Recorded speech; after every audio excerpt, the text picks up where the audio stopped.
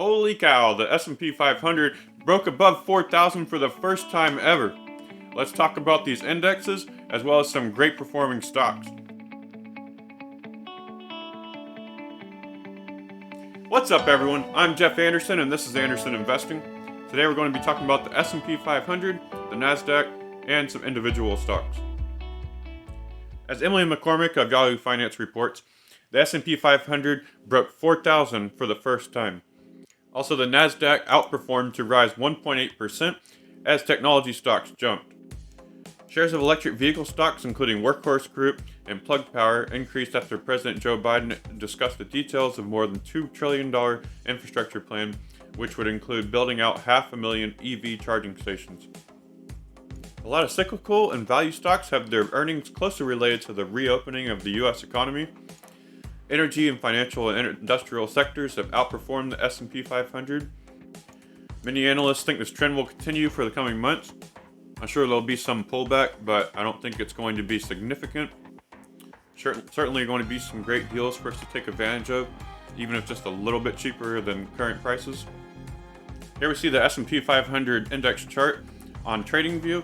It did go up to 4,036 from what it was at just under 3,800 or just over 3,900 on March 25th. Here we have the Nasdaq Composite Index at 13,480. My personal prediction is I think in the coming months it'll go back, probably at some point in the coming months it'll go past where it was on February 12th, which was at over 14,000. Looks like Tesla is starting to recover a little bit after it had been dropping since late January when it was at over 880. Now it's down to 661. Just a few days ago it was down to the low 600s, like 616 on March 29th. 26 there was at 608. Definitely a really good long-term stock, even with a lot of competition. My wife and I are planning on buying a Tesla at some point in the next couple of years, perhaps. On March 8th, Tesla was at just under 580. I think it's pretty clear that it's doing a decent recovery.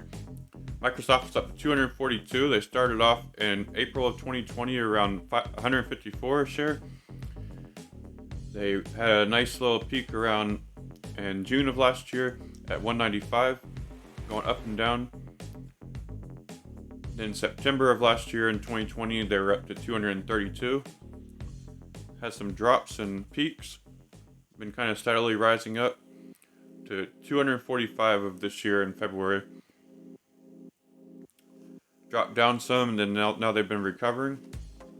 Looking at Disney here, another solid stock that pays a pretty good dividend, up to 188.66 right now. In early March of this year, they were at 203. Looking at ChargePoint now, which had been dropping down to the low 20s for a little while after their merger announcement, which was a fantastic deal. Good time to get some good share price there. And it looks like it's on its way back up to around the $30 price, and at some point it'll keep going up. But it is right now at $29.84 a share. If you want to know some more about ChargePoint, I do have a video about that, a couple videos. And at some point I'll be doing some more videos about ChargePoint. See, Amazon is at $31.61. Netflix is at $539.42. Netflix was at over $580 in late January. Went down below 500 in early March 08. And going up and down, and now back up to 539. Looking at NIO, Chinese electric vehicle maker, right now at $39.66. Still a pretty good price. But as far as buying more or for the first time, could probably wait to buy some more. We see in January and February they hit these peaks above 61, 62 bucks a share. Then they've been dropping, giving some great discounts for people who hadn't already gotten shares or just wanted more at a cheaper rate. I think NIO could pull down to the mid 30s or even lower coming months. Could be a good time to buy some shares. Here's Churchill Capital 4 CCIV, which owns Lucid Motors. I don't know how they're going to do the ticker symbol change or what they're going to do with that so that it's called Lucid at some point. They're at $23.78 a share. Could easily go down a little bit more at some point. I don't picture it making a huge permanent jump anytime soon, but who knows. Look at the Dow Jones, guys. 33,153. That long-term chart over the last year or so. So on April 6th last year, Dow Jones was at 22,526. Peaking here in June at 27,452. 28,946. Went down some in September.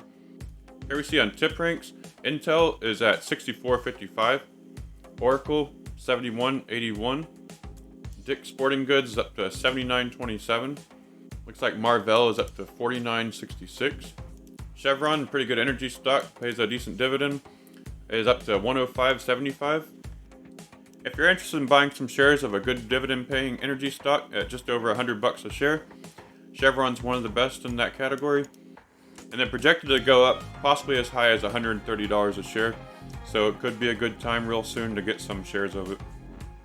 GoPro is not one of my favorite stocks. I've had a small number of shares before, but anyone holding any amount of shares of GoPro is probably pretty happy right now, and right now they're up about 6% to $12.39 a share.